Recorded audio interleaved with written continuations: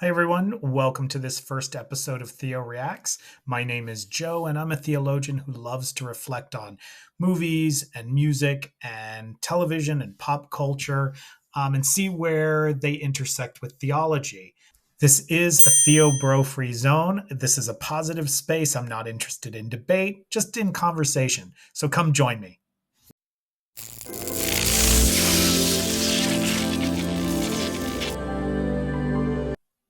This is an older social media post, but take a look at this. Look at me. You can have fruit snacks, but you can't have them right now, okay? You gotta wait. You gotta wait until mommy and daddy come back, okay? You can't eat these yet. You gotta wait until we come back. I'm gonna leave them right here. Don't touch them. Wait, okay? We're gonna come back. Don't eat them yet. Don't eat them. We'll be right back. We just gotta go get something. Just wait a second.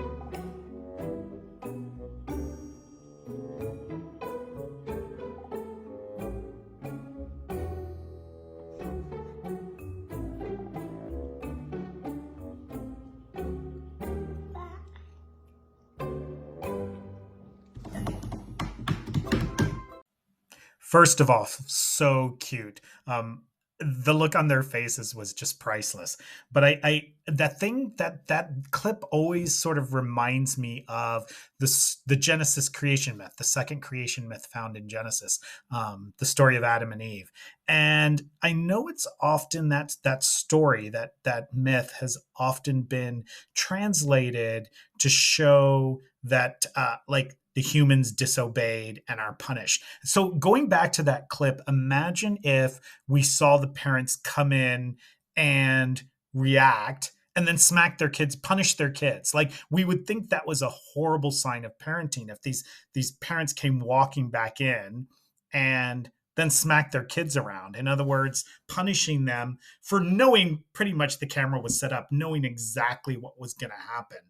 The parents had to have known that by putting those candies right in front of them, that the kids are gonna, of course, like, it's tempting. It's like it's right there. That's usually how people often interpret the story of Adam and Eve. But what if we interpreted it a different way? I'm thinking specifically of the work by Wilda Gaffney in her Womanist Midrash. If you notice here, she says, the woman took a good look at the tree and its fruit and found it extremely desirable. The desirability, ta'ava, of the fruit is the same word that is used for the Israelites' craving for meat in the wilderness in Numbers. While it seems to have a negative connotation in that text, in its other uses, it communicates godly and wholesome desires, including for God. When she saw that the tree would indeed increase her intellect, she gave some of the fruit to her man, who, it turns out, was with her while she and the snake engaged in conversation. So I think that's really interesting because instead of looking at the tree of knowledge as temptation, in other words, the snake has often been interpreted wrongly in Christian circles as Satan. It's not Satan. That idea that is the talking snake is Satan is a later Christian interpretation of the myth.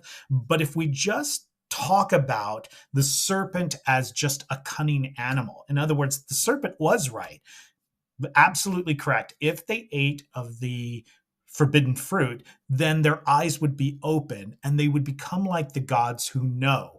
And that is exactly what happened. So I'm wondering if, the snake was right. Adam and Eve did not die, and their eyes were opened. Maybe this is a reason why they feel shame at being naked. Now that they have all knowledge, they can feel something they would never have otherwise, in this case, shame. Notice there's no mention of a fall or no mention of original sin. Again, that's a much later Christian interpretation of the story. But it does make us wonder about the nature of desire, in this case, the need for knowledge.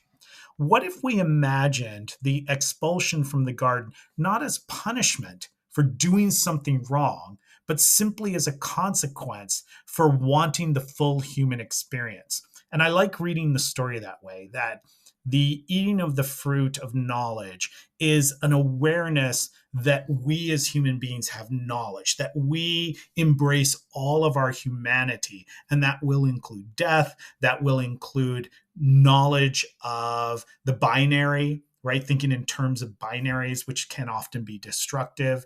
But I really like interpreting the story, not in such a negative way, but interpreting it in a more creative way, the way that Will de Gaffney has asks us to do.